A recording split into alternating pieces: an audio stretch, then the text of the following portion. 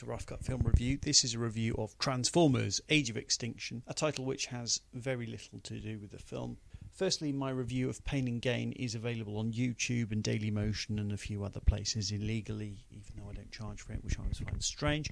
So that's Michael Bay's last film. So stop watching this review and go and watch the Pain and Gain review, however you want to watch it, and then come back to this, restart it, and then you're sort of caught up with what I think of Michael Bay.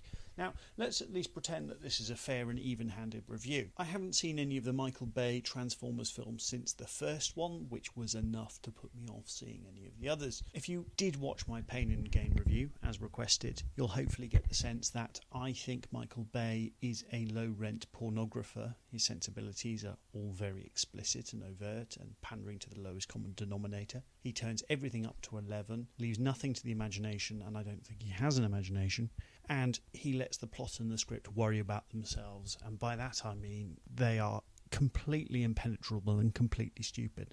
They make no sense to me, and he doesn't seem to have any interest. He also gets in good actors like Stanley Tucci in this case, and then doesn't really do anything with them. So they're sort of, they're just things. They're toys to play with, So he'll get quality actors and then just sort of fiddle around like they were his Lego set. Anyway, before I go any further, and I've already, sort of revealed where I stand with this, I need to clarify something.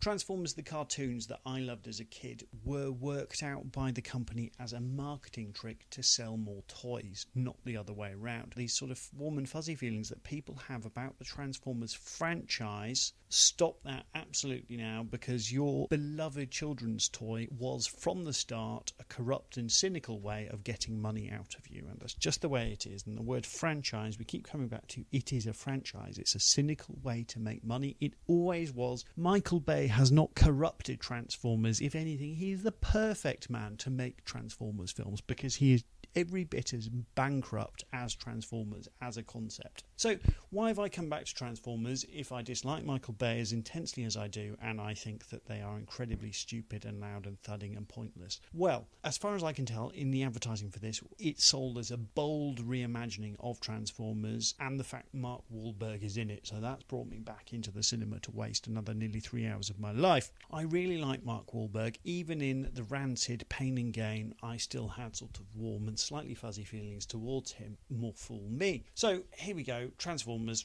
I'm resetting now and pretending I'm not being horrible about this film. So Wahlberg's character is an incredibly unlikely and unbelievable inventor, but he is still likeable because it's Mark Wahlberg. He lives in an apple pie farm, you know the type, he's got a sort of farmy, compoundy thing and an enormous barn. He flies lots of American flags around the place, and he's an inventor, but he's sort of losing money. You don't ever believe he is an inventor, in fairness. But he's about to lose the farm to the bank in a scene I've seen in many films before. Someone from the bank sort of turns up, or whatever, and says, "Oh, are you going to sell your farm?" And he goes, No, I'm not. No, you're not, rather. I'm really upset and angry, and I'm going to get a baseball bat. And you just thought, okay, here we are, fine. So Wahlberg, the tragedy, his wife died. How incredibly sad. Because this is a Michael Bay film, he's been a bit clever this time, or he probably thinks he's being clever. What he does is he introduces a daughter-type character who is Michael Bay films personified. She's allegedly 17 in the film, but really she's mid-20s. And there's incredibly strange sexual undertones between the slutty stripper daughter, who they insist time and time again, she's a good girl, really, and, she's very innocent, and her dad. It's really strange. But, she's wearing incredibly skimpy clothes. She looks the whole way through like a stripper. Again, the sexual politics of this are absolutely dreadful, but just those two, it's really creepy. That relationship is very creepy, and it made me feel rather uncomfortable in the cinema. I'm bored, actually, really, really bored. But anyway, I'll get on to that. So we're following on, apparently, events of the previous Transformers film, which I've not seen. So there's some mention of the Battle of Chicago, which I can imagine was a thuddingly dull, incredibly expensive action sequence. Apparently the Autobots are all in hiding, but they're being hunted down one by one by a shady government CIA agent, played inexplicably by Kelsey Grammer. So again, it's Michael Bay getting good actors in and then doing nothing with them. And a baddie robot who I think was called Lockdown for some reason. And, who knows?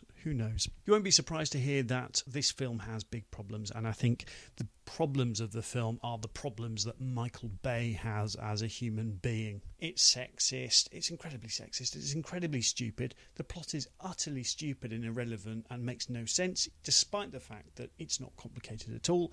It takes sort of, a backseat, or even an even further backseat, to Bay's excesses and his there's something wrong with Michael Bay. There's a hole inside of him. It's like he doesn't have a soul. Not that I believe in souls, but that's not the point. So we've got Bay's excess in terms of girls in short shorts, in explosions, in chases, in cars. It's this, oh, look at this, and oh, it's the sensibilities of a pornographer, as I've said. And yet the film is crushingly boring. How can you possibly have all this stuff in there, all these toys for him to play with, and yet I'm so bored? It's incredible. It's horrible. It's pernicious. It's rotten. But if it was exciting, I would at least say, but I got carried away with the chase sequences. I absolutely didn't. I got incredibly bored, and they seem to get duller. The product placement in here for Budweiser, for various cars, is just disgraceful. I know lots of films do it these days, but it just takes it to a whole new level. At one point, for no reason, we go to China just because of the Chinese market. That's obviously why they're doing it. It serves no plot purpose at all. They just sort of go, okay, well, now we're going to our Chinese facility. Oh, here we are. Oh, look, now, come on, Chinese market, buy our crappy film. That's the important thing. Apologies for swearing. So Shia LaBeouf is gone. He was pretty terrible, but it makes no difference.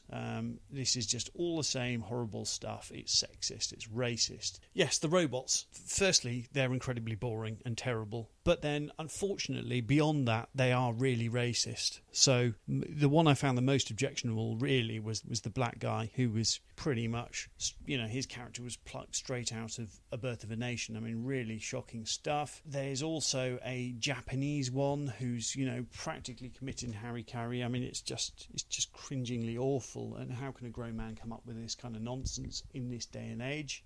There's also an Irish, there's the Australian robot, bloody chunder mate, who just talks like this all the time for no particular reason. And then one of the non-robots, there's a character who's a race driver, apparently, which makes perfect sense. And he's Irish, and he talks like this, and his nickname is Lucky Charms. So it's really, really inclusive. Everyone is pretty much equally stupid and horrible. It's terrible. It's really terrible. What I would like to see, and I was thinking this in the shower the other day, Transformers film by Darren Aronofsky. That's what I would like to see. I'd like to see his sort of humanist touch with these giant robots. And I'd love to see what he come up with, because I bet it would be really, really interesting. Sort of like Noah, but with giant robots. I think that would be amazing. But Michael Bay, he's the worst. He really is. Just as he not just his films. He must be such a horrible human being. Just awful. Kind regards, Christopher Thomas.